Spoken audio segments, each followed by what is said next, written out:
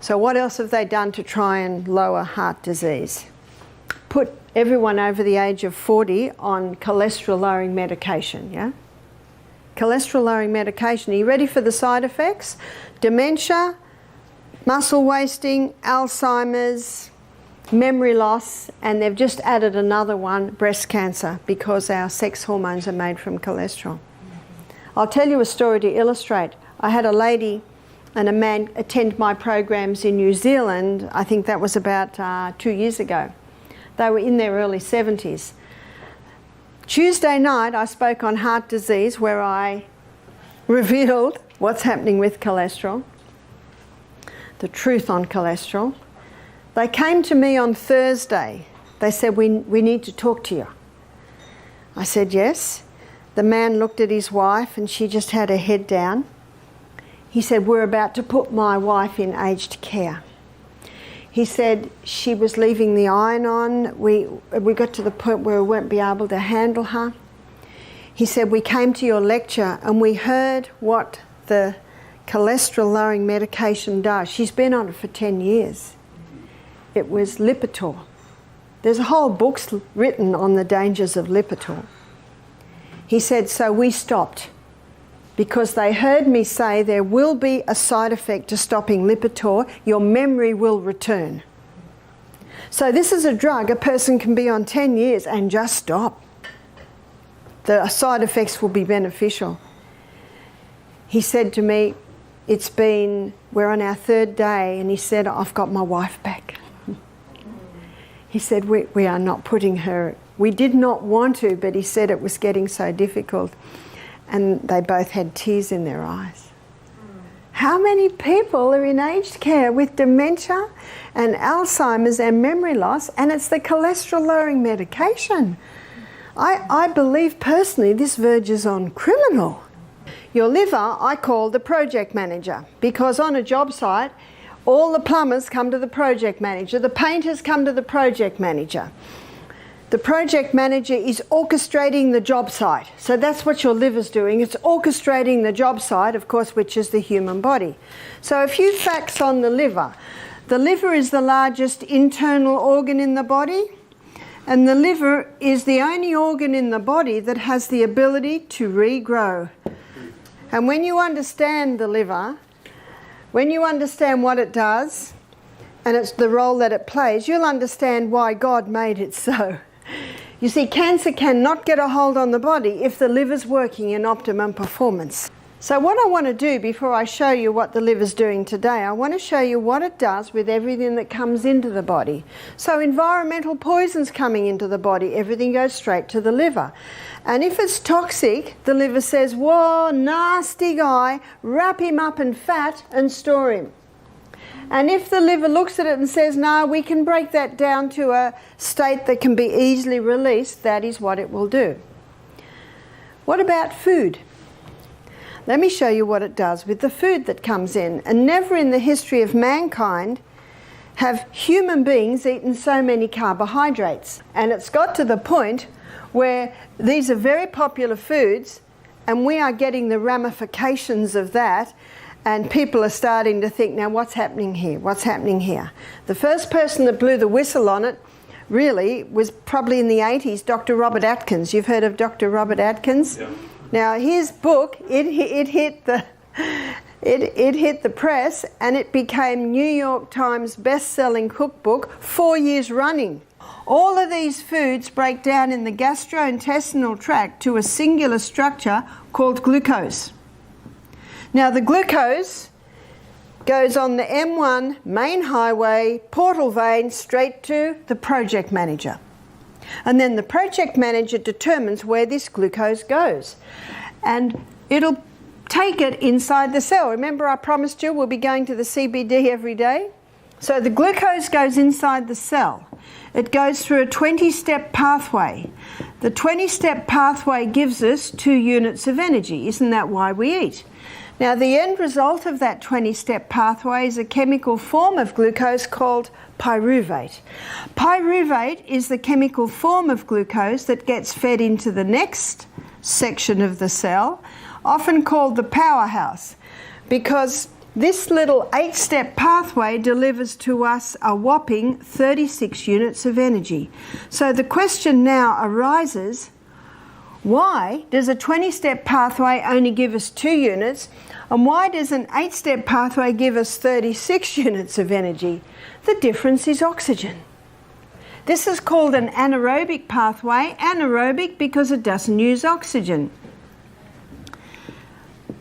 It produces energy by the process of fermentation. That's where a cancer cell lives.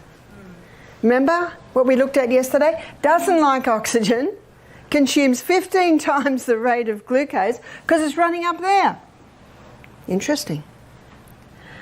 This pathway is called an aerobic pathway. It's called an aerobic pathway because it uses oxygen. So the first place that the liver will send the glucose, number one, is to the cell to be burnt as fuel. But on a high carbohydrate diet, you got a lot of glucose left over. And so now the body stores it in what I call the most amazing fuel, quick fuel supply in the body. It's called glycogen. They're little molecules of glucose just sitting in your muscle cell waiting to be used. Do you wonder how you had the energy to exercise this morning? We only gave you broth last night. You only had aloe lemon water this morning, and yet you did it. It's because of your glycogen stores. They're already sitting in your muscle cell, and as soon as you move the body requiring more, they just pluck it through the energy cycle. Pluck another one through the energy cycle. What an amazing process. So number two, the glucose is stored as glycogen. I call glycogen the diabetic's best kept secret. Because if blood sugar goes low, what do? Get on the exercise bike.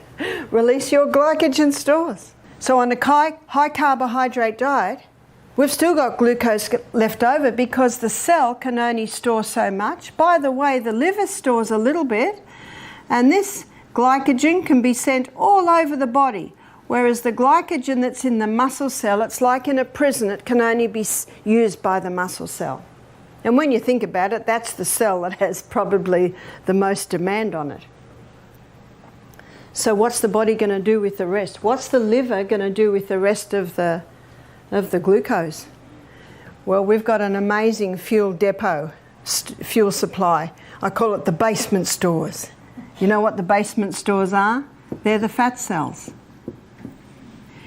So when people are on this high carbohydrate diet, too much glucose is released. The body can only deal with so much, so it has to be stored in the fat cells. Now, Dr. Robert Atkins knew that science. So he looked at himself getting this, what we call spare tire. So he decided to do an experiment on himself. He decided to stop all carbohydrates. What did he eat? He ate a lot of vegetables, okay? And a lot of people don't realise that, with the exclusion of the potato. So he was eating a lot of fibre. And he knew also that the gastrointestinal tract needed to move through the next two food groups. He ate a lot of meat, butter, cream, cheese, eggs. So there was his protein. And meat, butter, cream, cheese, eggs was also supplying another food group, which was fat. Remember, he just experimented on himself. Few things happened. His weight just fell off. Why? Well, he's not supplying the quick-release glucose stores, and so his liver has to start breaking down his fat stores. It's called gluconeogenesis, creating glucose from the fat stores. He was never hungry. Why? Because these are the three food groups that keep the food in the stomach longer. Fibre binds up the glucose and it slowly releases it. Protein, well, protein's broken down specifically in the stomach. And fat, it coats the food a little bit, so it takes a little bit longer to break down. That's good news because it means we don't have to be eating all day long. We can eat and forget about food for the next 5 or 6 hours. These three food groups are the essential food groups. Why? Remember, we've got to ask why at every step. Well, fibre sweeps the gastrointestinal tract. And if it doesn't get swept every day, it starts to slow down and not work properly. And if the colon doesn't work, the whole body doesn't work. Plus it is in the fibre part of food, there's often a concentration of the nutrients. Protein's essential. 50% of the membrane around every cell in the body is protein. What Atkins found is that the non-essential food group is carbohydrates. This surprised him. Now let me define that. I'm not saying carbohydrates are bad. I'd be a fool to do that. We love them, we enjoy them. They're not bad. They only pose a problem when they're overdone and refined. Got that? So if someone wanted to lose weight quickly, safely, drastically, what would they severely eliminate? The carbs. Someone wanted to conquer cancer, what would they quite drastically drop? The carbs. Someone wanted to conquer their diabetes, what would they drop? The carbs. We're going to have a look at the food, we're going to have a look at the protein content and the carbohydrate content. God says, behold, I've given you every herb-bearing seed. So what's a seed? That would be grain. A seed would be legume, like often called the beans. And a seed would also be seed. So let's look at grain. You've got wheat, rye, barley, oats, amaranth, buckwheat, quinoa, so many, rice, so many grains. They are high in protein, but they are also high in carbohydrates. So let's glance over at our carbohydrate list. How many of these are from grain? So we've got grain, grain, grain. We could say grain, grain, grain, grain, grain, because all the cake section, grain, grain, grain. The majority of our carbohydrate list is from the grain department. What's a legume? That's your chickpeas, lima beans, black-eyed beans, cannellini beans. Well, you call them black-eyed peas, don't you? Lentils, soy. They are high in protein, but interesting to note that they are medium to low in carbohydrate. Wow. That is interesting because if you go to the modern Atkins books, which is your keto diet, your ketogenic diet, your paleo diet, they will say don't eat legumes because they have carbohydrates. Well, they do, but not a lot. Only a third what you will find in the grain. What about seed? You've got pumpkin seed, sesame seed, sunflower seed, chia seed, flaxseed or linseed. These seeds are high in protein, but they are quite low in carbohydrate. So God said, behold, I've given you every herb-bearing seed which is upon the face of the earth, and every tree, in the which of the trees a fruit-bearing seed. What's a fruit-bearing seed? There's your nut. All your nuts come from the fruit of the tree. And we've got, you say pecan, we say pecan, walnuts, cashew, Brazil, hazelnut, almond, so many nuts.